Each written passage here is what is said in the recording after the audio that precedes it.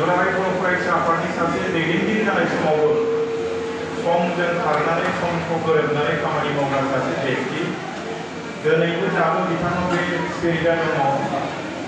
दिनैहाय जों बिथांखौ जोंनि गेजेराव आलासि महरै मोननानै जों जोबोद गोजोननाय मोनदों। बिथांनि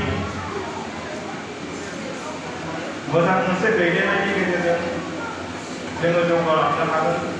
जोंनि फैबाय थानाय जेनेरेसना मोनसे मोजां लामा मोनगोन, जों बेखौ बयबो आसा खालामदों। दा जिखियानो जाया मानो आं बाथ्राखौ गुसुङैनो फोजोबनो नागिरदों। बे मावबादाखौ जोङो देग्लाय 2023 मायथाइनि बे जुलाइ दानाव गरम बोथोरनि थाखाय जोंनि फरायसाफ्रा 1 दाननि थाखाय बन्द मोनो फरायसालिया। नाथाय जानो हागौ देग्लायनि थाखाय सरकारा एसे आलादा रोखोमै फोसावदों गरम बन्दखौ। 1 दान होआलासिनो 15 सानल' होनो जानो हागौ बे बोसोराव। दा जिखिजाया जोङो उन्दै फरायसाफोर फैबाय थानाय जोंनि जेनेरेसनखौ लानानै जों मोनसे टारगेट खालामदों बड'लेण्ड सरकार रामफुरफिन आरो रामफुरफिन दख'रा दुलाराय बर' हारिमु आफादा। जोंनि बर' हारिनि जे दोरोङारि मोसानाय, दामनाय देनाय, खननाय बेफोरखौ फोरोंनो थाखाय जोङो उन्दै समावनो फोरोंनांगौ। बेफोरखौ सोलोंनायनि समा साबसिन समाया उन्दै समावनो। बेनिखायनो गुदि फरायसालियाव फरायनाय फरायसाफोरनिफ्राय लानानै गोजौआव गेजेर फरायसालि, गोजौ फरायसालि आरो हायार सेकेन्डारियाव फरायनाय फरायसाफोरखौ लानानै जों फोरोंथाय होनो थि खालामनानै थांनाय जुलाइ दाननि 2 अक्ट'निफ्राय जागायनानै 15 साननि थाखाय फोरोंनाय जादों। आरो जों नुदों दहाय मिटिं जागायनायनि सिगाङावनो जोंनि सोलोंसाफ्रा गावसिनि रोंनायखौ दिन्थिफुंदों। बिथाङा दोंसे मोसानायनि गेजेरजों जोंखौ फरायनो आलासिफोरखौ बेवहाय जेसेबां दामग्रा दामगिरिफोर दङ, जेसेबां मोसाग्रा मोसागिरिफोर दङ, बिथांमोना बे 15 सानाव सोलोंनाय गोजा। 15 सानाव सोलोंनानै जिखिनि रोंबाय जथेस्थ' मोनसे पारफरमेन्स खालामनो हानायनि रोंनाय एबा मोनसे हाबाफारिखौ गोहोखौ बिथांमोना मोनबाय।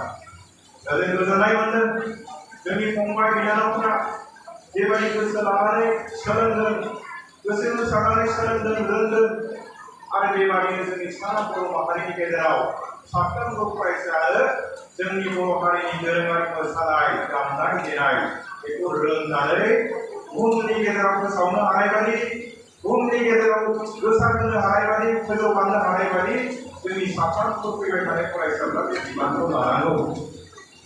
जों मिजिंथिदों दिनैहाय बेवहाय 100निबो बारा फरायसाफ्रा फैदों। 100नि गेजेराव माखासेया साबसिन रोंबाय, माखासेया एसे खम रोंबाय, माखासेया रोंजोबथ'वाखै। सोलोंनायखौ जुदि कन्टिनिउ खालामबाय थायोबा रोङैनि खोथा गैया। दा बेखायनो जोंनि सोलोंसा फंबाय बिनानावमोनखौ जोङो खावलायदों जे नोंथांमोननि समानो सोलोंनायनि सम। गासिबो सोलोंनायखौ बे समावनो सोलोंनांगोन। लेखा फरायनायखौ मोजाङै सोलोंनांगोन, मोजाङै फरायनांगोन। लेखा फरायनायजों लोगोसे खननाय, मोसानाय, दामनाय देनाय मानसिया जेखौ मावनो हायो बे गासैबो खामानिफोरखौ जोंनि फरायसाफ्रा मावनो थाखाय आवगायबोनांगोन। दा जों खाबु खालामनानै होनो नाजादों। बे बोसोरावबो जोङो नोंथांमोननि बन्द'नि समाव, फरायसालियाव क्लास गैथ'यै समाव बे 15 साननि थाखायब्लाबो जों फोरोंनो थाखाय सेस्था खालामदों। नाथाय बोथोरा अखानि बोथोरनि थाखाय बे 15 सानाव नोंथांमोना मोजां रोखोमै सोलोंनो मोनाखै। सानफ्रोमबो अखा हाबाय थादों। अखा हानायाव थांलाय फैलायाव दिगदार जादों। जोंनि फोरोंगिरिफ्रा जायगा थोब्ले माब्लेयाव दिगदार जादों। दा जिखियानो जों थासारि गैया मानो सोलोंसाया गोसो होनानै सोलोङोबा जिखुनु रोखोमनि थासारिया हेंथा खालामनो हाया। दा अखा बांखा सान्दुं बायदिसिना जादोंब्लाबो नोंथांमोनखौ होबथानो हायाखै। नोंथांमोना जेखौ सोलोंनांगौ बेखौ सोलोंदों, जेखौ रोंनांगौ बेखौ रोंबाय आरो बे रोंनायानो जथेस्थ नङा होननानै आं बुंगोन। सम मोनोबा, खाबु मोनोबा नोंथांमोना बे सोलोंनायनि थाखाय खाबुखौ लाबाय थानांगोन, सोलोंनायनि थाखाय आवगायबोनांगोन। आवगायबोबाय थायोब्लासो नोंथांमोना जोंनि फारसे दावखोलांनो हागोन। दा बे खाबुआवनो बेवहाय जोंनि गारजेनफोर बाहागो लादों। बिथांमोनखौ आं खावलायनो लुबैयो, जोंनि गारजेनफ्रा दिनै थियार जानांसिगोन, सांग्रां जानांसिगोन।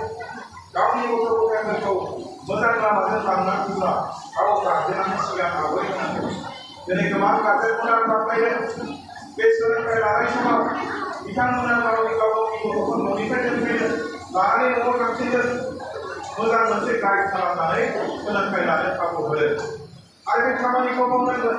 दिनै गोबां गारजेनफ्रा गावनि गथ'आ बहा थांदों नटिस गैया, गावनि गथ'आ थांनानै मा खालामहैदों बेखौ थाल लाया, जायनि थाखाय जोंनि गथ'फ्रा नस्थ' जानायनि लामा फारसेसो आगान सुरनो नागिरो।